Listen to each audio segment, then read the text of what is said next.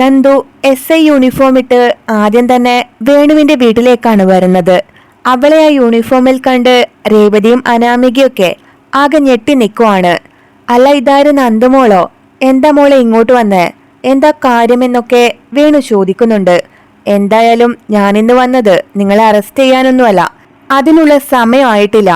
പക്ഷേ ഇന്ന് ഞാൻ വന്നിരിക്കുന്നത് നിങ്ങളെ 3 പേരെയും കാണാൻ വേണ്ടിയാണ്. ഞാൻ ഈ യൂണിഫോം ഇട്ട് നിൽക്കുന്നത് അത് സംഭവിക്കരുതെന്ന് ഏറ്റവും കൂടുതൽ ആഗ്രഹിച്ചത് നിങ്ങൾ 3 പേരുമല്ലേ? അതിനുവേണ്ടി എന്നെ കള്ളക്കേസിൽ കുടുക്കി അകത്താക്കി ഞാൻ എങ്ങനെയോ രക്ഷപ്പെട്ടു. എന്നാ അങ്ങനെയുള്ള നിങ്ങൾ തന്നെ എന്നെ ഈ യൂണിഫോമിൽ ആദ്യം കാണേണ്ടത്. അതാ അമ്മയെ പോലും കാണാതെ ആദ്യ ദിവസം തന്നെ ഞാൻ ഇങ്ങോട്ട് കയറി വന്നത്.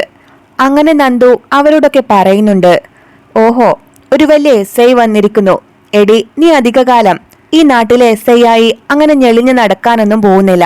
അതിനു മുന്നേ നിന്നെ തൊപ്പി തെറിപ്പിക്കാനേ എനിക്കും എൻ്റെ അച്ഛനും നന്നായിട്ട് അറിയാം. അവൾ പോലീസ് യൂണിഫോമിൽ വന്ന് നമ്മളെ വിരട്ടുവാച്ച. ഇത് കണ്ടാലൊന്നും അങ്ങനെ പേടിക്കുന്നവളല്ല ഈ അനാമിക. അങ്ങനെ അനാമിക പറഞ്ഞത് കേട്ട് നന്ദുവിന് നല്ല ദേഷ്യം വരുന്നുണ്ട്. നന്ദു അവളുടെ മുഖത്ത് തന്നെ ആഞ്ഞൊരു അടി കൊടുക്കുവാണ്. ആദ്യത്തെ അടി നിനക്ക് തന്നെ ആയിക്കോട്ടെ. ഇതേ SI ആയ എന്നെ എടീന്ന് വിളിച്ച് സംസാരിച്ചതിന്. ഇനി മേലിൽ അങ്ങനെയെങ്ങാനും വിളിച്ചാലേ നിന്നെ സ്റ്റേഷനിൽ കൊണ്ടുപോയിട്ടായിരിക്കും ഞാൻ ശരിയാക്കുന്നേ. എന്നെ നീ ഇനി മേഡെന്ന് മാത്രം വിളിച്ചാൽ മതി, കേട്ടോടി. നിന്നെ മര്യാദ പഠിപ്പിക്കാൻ പറ്റുമോന്ന് ഞാനൊന്ന് നോക്കട്ടെ. പിന്നെ രേവതി എന്ന് പറയുന്ന ഈ പെണ്ണും പിള്ളയാണ് ആദ്യം സ്റ്റേഷനിൽ കയറ്റി അടിക്കേണ്ടത്. നന്നായി ജീവിക്കുന്ന പെൺകുട്ടികളുടെ ജീവിതം അത് തകർക്കാനല്ലേ ഇവര് ഭർത്താവിനെ പറഞ്ഞു വിടുന്നത്. മകളെ ഭൂലോക പേയായി വളർത്തിയവളാ ഈ രേവതി. അവളെയാണ് ചാട്ടവാറുകൊണ്ട് ആദ്യം അടിക്കേണ്ടത്. ഞാനത് ചെയ്യാത്തത് നിങ്ങളുടെ പ്രായം കൊണ്ട് മാത്രമാണ്. ഞാൻ ഇനി ഈ വീട്ടിലേക്ക് വരും. പിന്നെ അടങ്ങി ഒതുങ്ങി മര്യാദക്ക് ജീവിച്ച നിങ്ങൾക്ക് കൊള്ളാം. അങ്ങനെ നന്ദു പറയുമ്പോ ശരി മേഡം, ഞങ്ങൾ ഇനി മേഡത്തെ അനുസരിച്ച് ജീവിക്കൂ എന്നൊക്കെ അവർ ഒരുമിച്ച് പറയുന്നുണ്ട്. അങ്ങനെ നന്ദു ആ വീട്ടിൽ നിന്ന് തിരിച്ചു പോവുകയാണ്. അവൾ അടിച്ചപ്പോ മോൾക്ക് നന്നായിട്ട് വേദനിച്ചോ എന്ന് വേണു ചോദിക്കുമ്പോ പിന്നെ വേദനിക്കാതെ അങ്ങനെയുള്ള കൈയല്ലേ അവൾക്ക് കിട്ടിയിരിക്കുന്നേ. കാരിരുമ്പിന്റെ ശക്തിയാ അവൾക്ക്. ഇനി അവള് നമ്മൾ ഇവിടെ നന്നായിട്ട് ജീവിക്കാൻ വിടുമെന്ന് അച്ഛന് തോന്നുന്നുണ്ടോ? ഇനി അമ്മയും അച്ഛനെയും ആയിരിക്കും അവള് തല്ലാൻ പോകുന്നേ.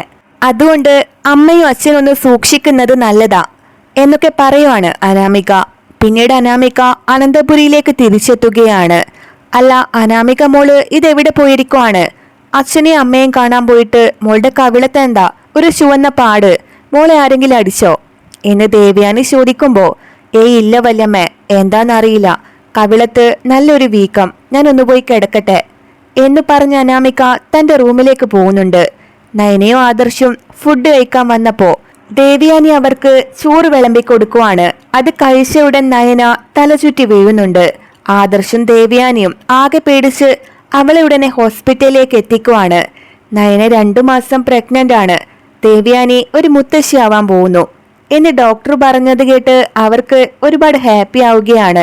നയനമോളെ കാണാനായി മുത്തശ്ശനും മുത്തശ്ശിയൊക്കെ ഹോസ്പിറ്റലിലേക്ക് ഓടിയെത്തുകയാണ്. ഈ ഒരു ദിവസത്തിന് വേണ്ടിയാണ് ഞാൻ ഇത്രയും നാള് കാത്തിരുന്നത്. എന്റെ സ്വപ്നമൊക്കെ പൂർത്തിയാവാൻ പോവാച്ചാ.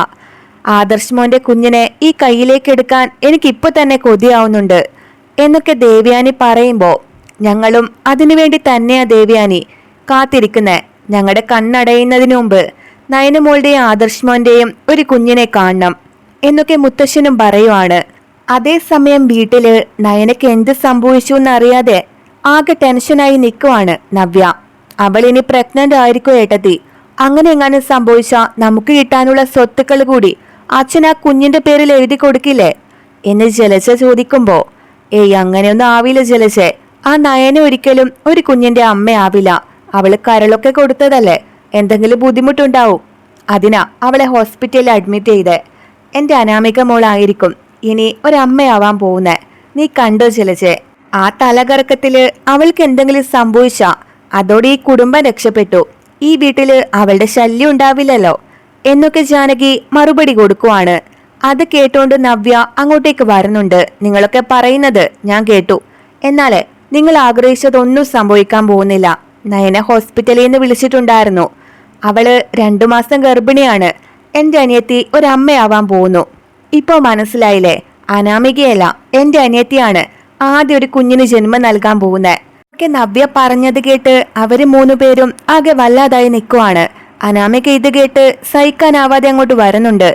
നമ്മളൊക്കെ പേടിച്ചത് തന്നെ സംഭവിച്ചില്ലേ അമ്മേ? അമ്മയ്ക്കും അപ്പച്ചിക്കും അവൾക്കെതിരെ ഒരു ചെറു വിരലെങ്കിലും അനക്കാൻ പറ്റിയോ? ഇപ്പൊ എന്ത് സംഭവിച്ചു? നയനയുടെ കുഞ്ഞിന് താരാട്ടുപാടി നമുക്കിങ്ങനെ ഇവിടെ ഇരിക്കാം എന്നൊക്കെ അനാമിക പറയുകയാണ്. ആ സമയത്ത് നവ്യക്ക് ഡെലിവറി പെയിൻ ഉണ്ടാവുകയാണ്. വേദന സഹിക്കാൻ പറ്റാതെ നവ്യ തന്നെ ഒന്ന് ഹോസ്പിറ്റലിലേക്ക് കൊണ്ടുപോവാൻ ജാനകിയോടും ജലജയോടും കരഞ്ഞപേക്ഷിക്കുന്നുണ്ട്. അമ്മേ, ഇവളെ നമ്മൾ എന്തിനാ ഹോസ്പിറ്റലിലോട്ട് കൊണ്ടുപോകുന്നേ? അവിടെ കിടന്ന് ചാവട്ടെ, നിങ്ങൾ അതൊന്നും മൈൻഡ് ചെയ്യണ്ട.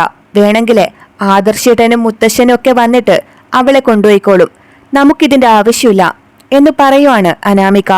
ഇവൾക്ക് എന്തെങ്കിലും സംഭവിച്ചാൽ നമ്മളല്ലേ മോളെ ഉത്തരവാദികളാവുന്നേ? നമ്മളല്ലേ ഇവിടെ ഉള്ളത്?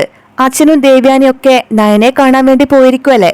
അവര് തിരിച്ചു വരുമ്പോ നമ്മളെ പഴിചാരില്ലേ എന്ന് ജാനകി ചോദിക്കുമ്പോ, ഇല്ല അമ്മേ, അതിനൊക്കെ ഒരു മാർഗമുണ്ട്. നമ്മൾ ഈ വീട്ടിൽ നിന്നാലല്ലേ നമ്മളെ പഴിചാരൂ? നമുക്ക് പറയാം നമ്മളിവിടെ ഉണ്ടായിട്ടില്ലെന്ന്. അതുകൊണ്ട് ഇപ്പൊ തന്നെ നമുക്ക് അപ്പച്ചിയെ വിളിച്ച് ഈ വീട്ടിൽ നിന്ന് ഇറങ്ങിപ്പോണം.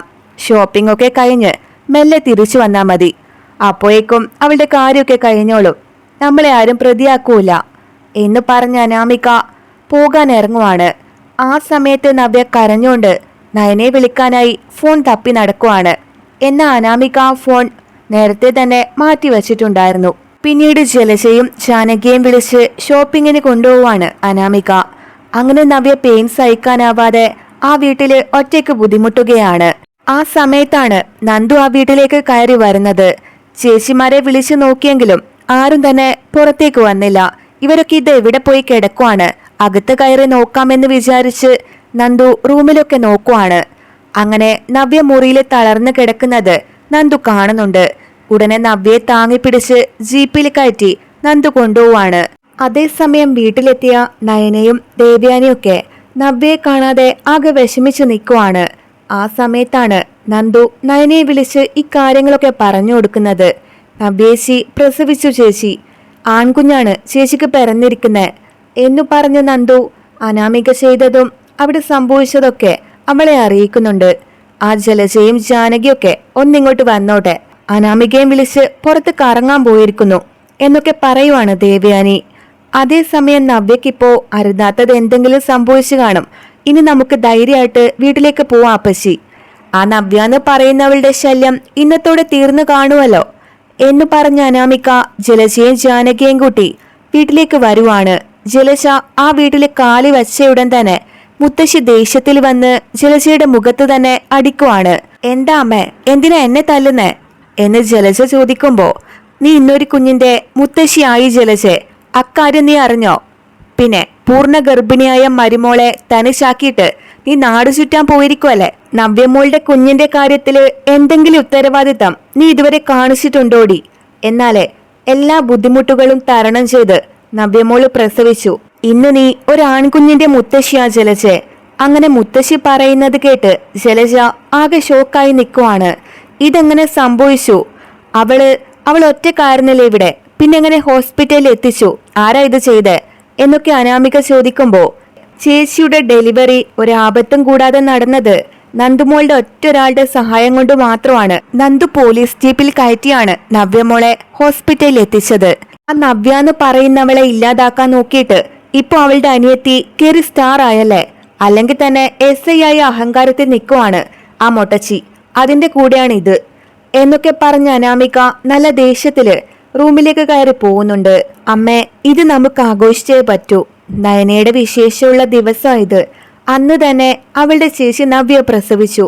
അനിയത്തി നന്ദു അറിയപ്പെടുന്ന SI ആയി. ഈ 3 സന്തോഷങ്ങളെല്ലാം ഒരു ദിവസം സംഭവിച്ചിരിക്കുന്നേ എന്ന് ആദർശ് പറയുമ്പോ, അതെ മോനെ, പ്രധാനപ്പെട്ട ദിവസം ഇന്ന്. 3 ഇരട്ടി സന്തോഷല്ലേ ഈ കുടുംബത്തിൽ ഉണ്ടായിരിക്കുന്നേ. ഇത് നമുക്ക് ആഘോഷിച്ചേ പറ്റൂ. എല്ലാരെയും വിളിച്ച് നല്ലൊരു സദ്യ തന്നെ ഞാൻ ഒരുക്കുന്നുണ്ട് എന്നു പറഞ്ഞ ദേവയാനി സദ്യ ഒരുക്കാനായി കിച്ചണിലേക്ക് പോകുന്നുണ്ട്. മുത്തശ്ശി വന്ന്, ജലജെ, നീ എന്ത് നോക്കി നിൽക്കുവാണ്? നീ ഇന്നൊരു മുത്തശ്ശിയായ ദിവസമല്ലേ? നീ ആശുപത്രിയിൽ പോയോ? നവ്യമോളുടെ കുഞ്ഞിനെ കണ്ടോ? അവളെ അടുത്ത് നിന്ന് സഹായിക്കേണ്ടത് നീയല്ലേ എന്നൊക്കെ മുത്തശ്ശി ചോദിക്കുമ്പോ, ഇതാണോ വലിയ കാര്യം? ഞാൻ എന്തിനാ അമ്മേ നവ്യയുടെ അടുത്ത് നിൽക്കാൻ പോകുന്നേ? അവളുടെ അടുത്ത് നിൽക്കാൻ അവളുടെ അമ്മ കനകുമില്ലേ? പിന്നെ ഞാൻ എന്തിനാ പോകുന്നേ? കുഞ്ഞിനെ കാണാനേ ഞാൻ അഭിയം വിളിച്ച് വൈകുന്നേരം പോയിക്കോളാം എന്നൊക്കെ ജലജ മറുപടി കൊടുക്കുവാണ്. ആരുണ്ടായാലും നിന്റെ കടമ നീ ചെയ്യണം ജലജെ, പെട്ടെന്ന് ചെല്ലാൻ നോക്ക് പറഞ്ഞ് മുത്തശ്ശി ജലജയെ നിർബന്ധിച്ച് ഹോസ്പിറ്റലിലേക്ക് വിടുകയാണ്.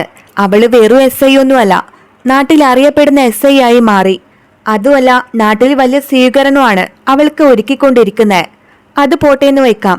എന്നാ നവ്യക്ക് ഒരു കുഞ്ഞ് ജനിച്ചില്ലേ, നയന ഗർഭിണിയുമായി. ഇനി എന്റെ മകളുടെ സ്ഥാനം ആ പടിക്ക് പുറത്തല്ലേ, അതാ എനിക്ക് സഹിക്കാനാവാത്തത് എന്നു പറഞ്ഞ് വേണു ആകെ തകർന്നിരിക്കുവാണ്. അതേസമയം അനന്തപുരിയിലേക്ക് മുത്തശ്ശൻ വരുന്നുണ്ട്. നവ്യമോളുടെ കുഞ്ഞിനെ കണ്ടിട്ടാ വസുന്ധരെ ഞാൻ ഇങ്ങോട്ട് കയറി വരുന്നേ. നീ അലമാരയിൽ വെച്ചിരിക്കുന്ന ഡോക്യുമെന്റ്സ് ഒക്കെ ഇങ്ങെടുത്തോണ്ട് വാ. നമ്മുടെ 14 ജ്വല്ലറികളിൽ നിന്ന് 4 ജ്വല്ലറി ഇനി ആ കൊച്ചുമോനുള്ളതാണ്. എന്റെ കൊച്ചുമോന്റെ കുഞ്ഞിന് എന്തെങ്കിലും ഒരു സമ്മാനം ഞാൻ കൊടുക്കണ്ടേ? അതൊക്കെ അവന് വേണ്ടിയാണ്. നീ അത് എടുത്തോണ്ട് വാ, ഉടനെ തന്നെ മാറ്റി എഴുതിയേക്കാം എന്ന് മുത്തശ്ശൻ പറഞ്ഞത് കേട്ട് ജാനകി അനാമികയും ആകെ വല്ലാതാവുകയാണ്. അതെങ്ങനെ ശരിയാവൂ അച്ഛാ? അതൊക്കെ എന്റെ മോനും മരുമോൾക്കും കൂടി അവകാശപ്പെട്ടതല്ലേ?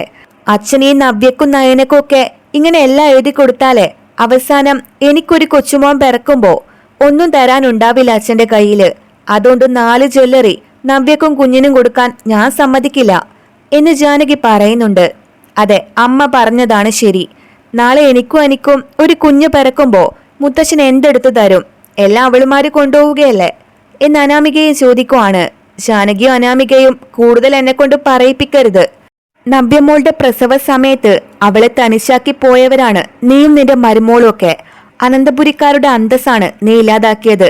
എന്റെ മരുമോൾക്ക് ഇങ്ങനൊരു ഗതി വന്നതിന് കാരണം നിങ്ങളാ ജാനകി. ഞാനതിന് നിങ്ങൾക്ക് ശിക്ഷ തരാത്തത് എന്റെ കൊച്ചുമോൻ പിറന്ന സന്തോഷം കൊണ്ട് മാത്രമാണ്. നിങ്ങൾ ഈ കാണിച്ചതിന് നിങ്ങളെ രണ്ടുപേരെയും പിടിച്ച് പുറത്താക്കേണ്ടതാണ്. നീ ആ ഡോക്യുമെന്റ്സ് ഇങ്ങെടുക്ക്. വക്കീലിനോട് ഞാൻ വരാൻ പറഞ്ഞിട്ടുണ്ട്. ഈ വീട്ടിൽ തീരുമാനം എടുക്കുന്നത് ജാനകിയും അവളുടെ മരുമോളൊന്നുമല്ല, ഈ മൂർത്തിയാണ്. ജാനകിയും അനാമികയും അങ്ങോട്ട് മാറി നിൽക്ക് എന്ന് മുത്തശ്ശൻ പറഞ്ഞത് കേട്ട് രണ്ടുപേരും വായടിച്ച് മിണ്ടാതെ നിൽക്കുവാണ്.